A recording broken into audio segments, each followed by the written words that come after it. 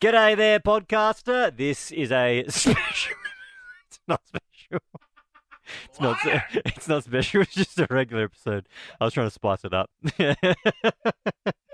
It's just a regular episode of the pod. We've got the Forbidden Folder. We tried a new segment as well, which is pretty exciting. Enjoy this regular episode of the pod. Ladies and gentlemen, You ready? stop what you're doing and listen. Live across Australia. Higgins Radio. This is Ben, Liam, and Belle on Nova. Oh, it's another week, Australia. Thank you for joining us. On Monday nights, we do the Forbidden Folder. Yeah, it's where we keep all the topics that our boss has said no to, but hey, we're doing them anyway. And tonight we want to know 13, 24, 10. What do you do without a license? Maybe you're using a ballpoint pen and you never got your pen license. Maybe you're driving heavy machinery. That would not be good. One of those is worse than the other. Yeah. That's it. And let me tell you, if I found out one of you guys was without a pen license, I'd be pretty concerned. You say you didn't get a pen license? I did find it pretty hard. I failed the test a few times. Oh, bless you, Liam. But Well, pencil's better because if you do like a D or a B the wrong way around, you just rub it out. Start again. It's fine. Well, 13, 24, 10, what do you do without a license? You can remain anonymous, and we have prizes up for grabs. We want to do this tonight because you may have seen in the news in SA a family law barrister who has been praised for her, quote, expertise and abilities, has actually been working in the Federal and Family Court for about 7 months without a license. It's just like that show Suits.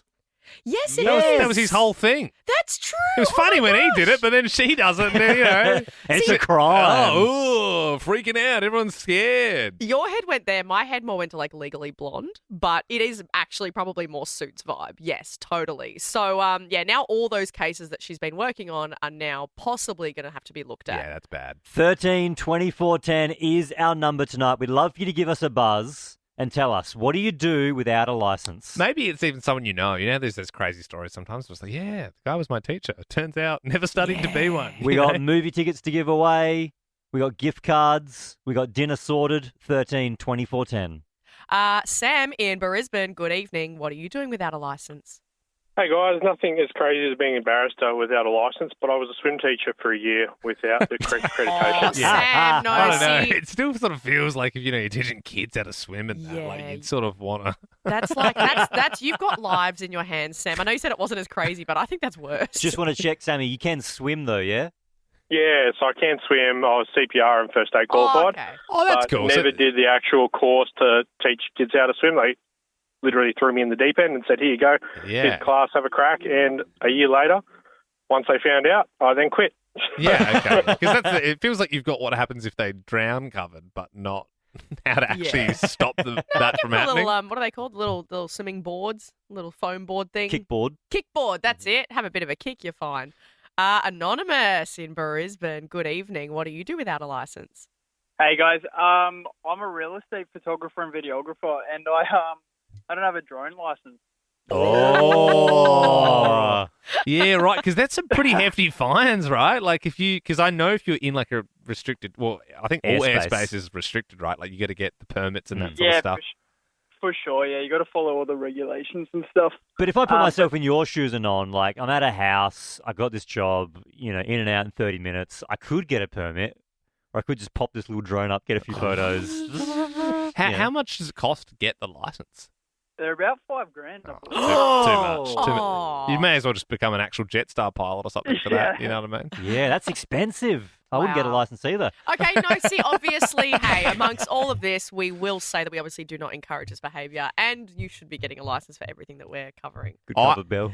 I do feel like they're, I get, you don't want a drone flying into a plane, but I think they're a bit Pedantic. nanny state with the whole airspace thing. It's like, well, guess what? I bought this house, so shouldn't I get a little bit of the airspace above it if I'm trying to sell it? Do you know what I mean? I own the turf it's on. Steph in Sydney, what are you doing without a license? I was working in a bar for about a year before I realised that my RSA, so my responsible service of alcohol, had lapsed. Oh, but you know what? Same as I said about the airspace stuff. We're a bit of a nanny state with the whole laws around alcohol. No, obviously not. You do need that. Jackie in Sydney, what are you doing without a license? Traffic management. Yeah. So Oh. I've had my company for about 5 years now, and no one asked the boss for their credentials. So for travel, did you say? No, traffic management. So traffic control. Oh. Wait, Yeah. are you the person with the lollipop? That's it. Yeah. But you're Well, the boss I'm of the the boss. you're the boss of the company that manages the whole team, right? Yeah. That's it. Yep. You probably should have a license for that. You know, you see a car come and tell it to stop. You know, there's no truck there. Go on. Stop, Again. go. Pretty basic stuff. You know, I'm sure you're just a good people person, Jackie, and that's got you this far. So who needs it? Again, I will say, please have a license for that and everything. 13 24 10. Kim, what do you do without a license? Hi, guys. I work for an insurance company. Everybody else had done their uni degree. I had been to year 10 only, and I stayed there. I was there for 11 years. Wow. No one knew. I didn't do HSC. I finished school at year 10. Everybody else had done uni degree, and I just bluffed it. Year 10, not when you were 10. Yeah, okay, that's good. There is a difference. Like, if you've not heard of algebra yet, or you like the word even, then that's an issue. Thanks, Kim. If you're listening to this podcast at 2 times speed, it's the Ben Lehman Belle podcast. What do we know about King Charles? He has sausagey fingers. Yep. Wears a crown. His mum was the queen. Yep. Yeah. But he's also a big car guy. Did you know that? Is he? Yeah, car guy. Wow. Who knew? He's actually just dropped $330,000 Australian on this new British-made sports car. Oh, wow. I mean, it's Yeah. probably nothing to him. Well, that's true. But yeah, I didn't know that he was really into his cars. Apparently, he's a bit of an enthusiast. He's got some, obviously you would. If you're the king, you have all sorts. But the Palace just recently dropped this new clip online where Charles is talking through his new whip. Ah, yes, King's new whip. Who dis? Check it, homies. What we have here, quite evidently, is a motor car of exceedingly exuberant proportions, fit for a sovereign. The exterior, finished in a shade I believe the youths call Neon Inferno, is adorned with an elaborate array of aerodynamic embellishments, straight pipe exhaust, illegal ECU remapping, and NOS kit. This shit can hot lap Balmoral in the time it takes you to say, God save the king. Spoilers, diffusers, and underglow lights pulsating in rhythm with trap music I queue up on my cellular device. Enormous alloys of gleaming chrome. Come. Upon entering the cabin, one is met with quilted leather in a rather aggressive shade of ultraviolet, and more screens than Buckingham Palace has chandeliers. If one finds oneself parched, there is also a champagne cooler in the boot. Oh, and a fog machine. In summary, it is loud, luminous, and dare I say, quite the statement. I live my life a quarter mile at a time. Nothing else matters.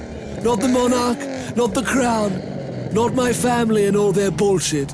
For those 10 seconds or less, I'm free. Oi, stop gooning. The next bit's about to start. 13 24 10. We want to know, what's your hidden hobby? Because you might have missed it on Friday. We were chatting with Luke's Reeds. Now, he has blown up over the last few weeks online. He's this big, tough guy from Brizzy, heart of gold, and it turns out he's got a real soft spot for fantasy books.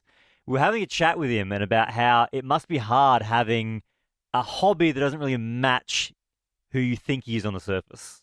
It was just a bit of a taboo thing. Like you just didn't, if you pulled a book out in front of the boys, like you were immediately just shamed for it. So I hid it. I definitely hid it because I was worried about being embarrassed and shamed about, pulling out like a dragon book in front of 20 other sort of blokes. If you haven't seen him online, he's like full farmer in a tractor, plays footy, just big dude. And if you'd see him on the street, you'd be like, oh yeah, he's like macho man. but then he's on TikTok reading like romantasy books. It's beautiful. And look, people love him for it. And that's why we want to talk hidden hobbies this evening. 13 24 10. Maybe it's something you love doing. Maybe it doesn't, mesh with your outside life. This is the time. Amy joins us now in Melbourne. What do you do for a job and what's your hidden hobby? Yeah, so I'm a law graduate. I'm a 25-year-old girl, and I play poker. Oh, yeah, right. So, you're worried people in the law firm will think, oh, she's into poker. Maybe she's got a crippling gambling addiction or something. I don't know. What's the fear there? Yeah, people do think it's gambling, but it's just like any other hobby. You spend like $30, $40 a week and play a game for a few hours, and then that's it. Amy, I'm picturing it in my head as like those really dodgy ones where you go down to someone's like basement or like their garage, and then they go, "What's your code word? Come in." Is it kind of like that, or how do you do it?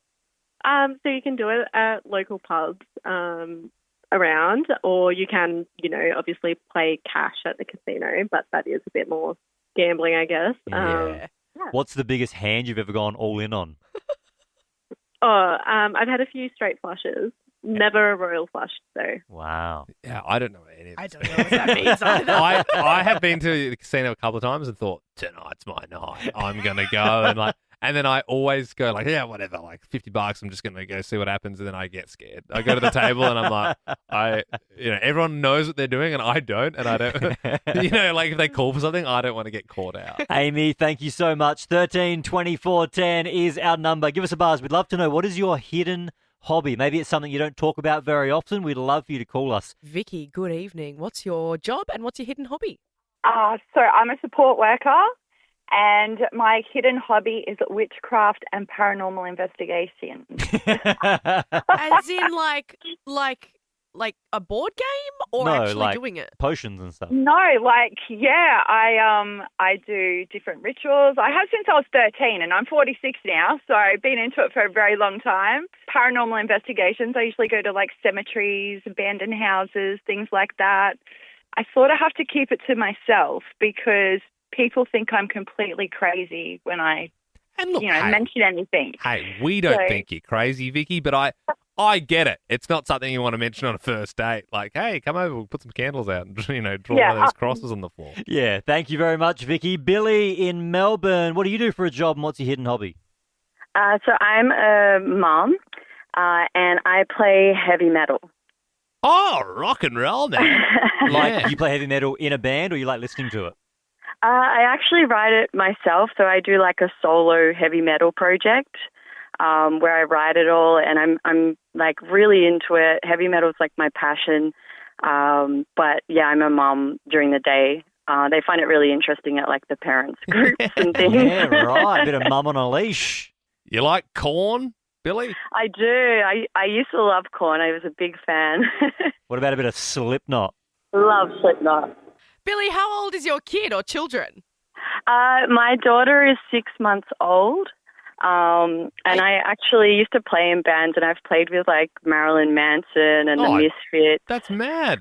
Wow. All kinds of big bands, and worked with like Machine Head's guitarist and things like that. So it was more of like a full-time thing, and now I'm like a mom and I do it because I love it. And you're 6 months old. Did you give them like a really heavy metal name like Slayer or like? No, her name's Etta. That's cool. That's cool. Do you play the music around her? Yeah, she loves it. She's trying to work out how to like headbang a little bit as she's getting older. Hey, Billy, I love your call. I'm going to send you along to the movies. You got 2 tickets. Thank you so much. Look over there. It's a bird. It's a plane. It's a Balrog. Oh, no, it's just Ben Lehman, Belle. 13 24 10. Give us a buzz. We want to know what happened on your weekend in 3 words. Could get you $100. It needs to be sexy. Just 3 simple words that will entice Ben, myself, and Belle. And if we do choose you, then we will hear your whole story and you'll get the $100. Making it clear now, though, it can only be 3 words. And we're strict on it. Yep. Real strict. Stu in Melbourne, 3 words or less. What happened on the weekend? Big day missed. Big Oh. day miss. Okay. Yeah, All maybe right. an anniversary or something like that. I don't know. Ben in Sydney, what's yours? Fishing gone wrong. Oh. We've had a lot of fishing horror stories on this show, and I See, just because that could be obviously, hook in the eye. Yes, But it which could you also- have had. It could also be you just didn't bag out. Didn't bag out. Didn't get enough whiting. What's that? Oh. You never bagged out before. Clearly, Do you Belle's think, never bagged do out. you think yeah. I have ever? You should come out with Ben on the boat, get some No, flathead. thank you. I don't want to. I've do never that. been fishing in my life. Aaron in Melbourne. Tell us 3 words or less. What happened on the weekend? Yep, kookaburras, helmets, cabana. Oh, I love it. It's got a bit of everything. It's got nature. It's got cabana, which is one of my favourite delicatessen meats. So we're going to go Aaron? Oh, but I like stew big day miss. I was thinking fishing gone wrong. So, I mean, it looks like we got ourselves a Mexican standoff here. I'm leaning towards Aaron. Okay. But I'm not the judge, jury, and executioner here. Kookaburra's helmets, cabana. I mean, obviously it Oh. involves like a kookaburra attack of some sort. Yeah, I Did mean, you feed it cabana? Oh, I mean, if we're asking about it so much, let's go to Aaron. All right, Aaron, $100 is all yours. We've bought your story. Congratulations. Thank you so much. Now let's hear it. So we were in Dalesford on the weekend and footy was on. Wanted a beautiful cheese platter, as you do. And we've had that set up and all of a sudden starts to notice the kookaburras and one swoops in, grabs a piece of cabana. About 10 then flock in, about 6 peacocks. And then Peacocks mayhem broke and loose. kookaburras? There were peacocks What, as you well. in like some and- sort of exotic zoo or something? That's a Yeah, lot of... just in beautiful Dalesford. But rather than do the sensible thing of packing up the food and not doing it, we're like, no, we're having our cheese platter. This is happening. So we put helmets on the kids. We had a leaf blower. We had a broom. A leaf and blower? Just to try and blow the kookaburras away. Yeah, those blow them away boxes from the close. cheese and the cabana. Yeah, I And get you. we got through the cheese platter, we got through the footy, but we only had about 6 more attacks of weather, but we got there in the end. Sounds like quite the eventful weekend. Oh, that's worth $100 to me. Put helmets on the kids. The peacocks are coming for the cabana. Lock it down. Lock it down. Thanks, Aaron. You like that feeling in your ear holes? That's the Ben, Liam and Belle podcast. 13, 24, 10. What did they have in their house that made you realise they were rich? Like if a friend had a tennis court or something like that. I mean, I guess so. Yeah. I feel like if a tennis court, like in your house, especially in like a nice area, is a real just slap in the face. It's like, I've got so much land. I don't even play tennis, but I've got like, a tennis court here. And sometimes if someone's turning 40 or something, we'll have a little party on it. But like, you know what I mean? Like there's so much other stuff you could do with that. But you could build like 2 houses and then rent them out or something. I don't know. You could have a big pool. They've probably got one of them as well. But it blows my mind when people have tennis courts. Absolutely. Well, there is a house in Queensland that has just sold for $14 million because not only is it absolutely stunning and it's on the waterfront, but it also in the house has a golf simulator. In the garden, it has an inbuilt trampoline. And at the pool, it has a swim-up cocktail bar. Yeah, okay. Anything with any form of simulator in it? Yep. Rich person's house. Yep. A swim-up bar as well. That is that's wild. That's like you get the Bali Villas sort of thing. Mm. Oh, man. 13, 24, 10. What did they have in their house that made you realise they were rich? It could have been a childhood friend or just someone you knew. Maybe they didn't even let on that they were rich. You went to their house and bam. We have got $100 vouchers to give away tonight. 13, 24, 10. Clara, you've given us a buzz. What do they have in the house that made you realise they were rich? So my friend has an aquarium that can hold 99 fish. That's a lot. I mean, I grew up with fish tanks and I had a 6-foot fish tank. That's not crazy. Is it like a huge wall or what's the design? It's like a big cylinder in the middle, like it goes all the way up to the Oh, roof. That's cool. I get Bespoke. yeah. Is she a Richie? Like she's Yeah. Yeah, she's pretty rich. yeah, nice. What do the parents do? Can you get into that? I'm not actually quite sure what they do. Yeah, well, I think we all know. You know, if you've said that. What do you think What they do you do? think? Oh well, you know, when you can't talk about what the parents do when they've got money. All right. Maybe we grew Clara. up in different areas, Bill. I don't know. Thank you. Like, just really successful doctors? I don't know. Where you're from, yes. Where Liam's from, no. Britt in Melbourne, what did they have in their house? So when I was in primary school, I went to a girl's mansion for a party, and there was gold-plated everything. They had a pool and a tennis court, and it was like the house was absolutely massive. Oh, yeah, wild. I mean, and did you know it was a rich kid or? Well, I figured they were rich after. Oh no, yeah, of course, yeah. I mean, I feel like I'm just going to ask this every time. Do you know what they did for that kind of coin? Look, honestly, I've got no idea. Yeah, see, this is what I'm saying. You never do. See, when kids go to rich kids' houses, they don't go, what do your parents do? Yeah. True. They're probably just They like... just be like, can I take this? Can I live here, please? Can I go on the trampoline? I'm really going to. Please, guys. Amy in Sydney, good evening, 132410. What did they have in their house that made you realise they were rich? Hi guys. Yeah, so it's actually my brother. Oh. When I went to his house, probably in April for his birthday. Yeah. Apparently, he's got 2 pool tables. 2 pool tables. I mean, one is pretty cool. Like if you've got a bit of a games room, but 2 pool tables. I mean, who plays that much pool? That makes it a pool hall. At That's that a pool hall. Is it a 2-story house? Has he got like one for upstairs and one for downstairs? Yeah. Yeah, I get it. You know, sometimes you're lazy. You wake up downstairs, you want to play pool down there. You're having some dinner upstairs, you want to play some pool, you don't want to walk down.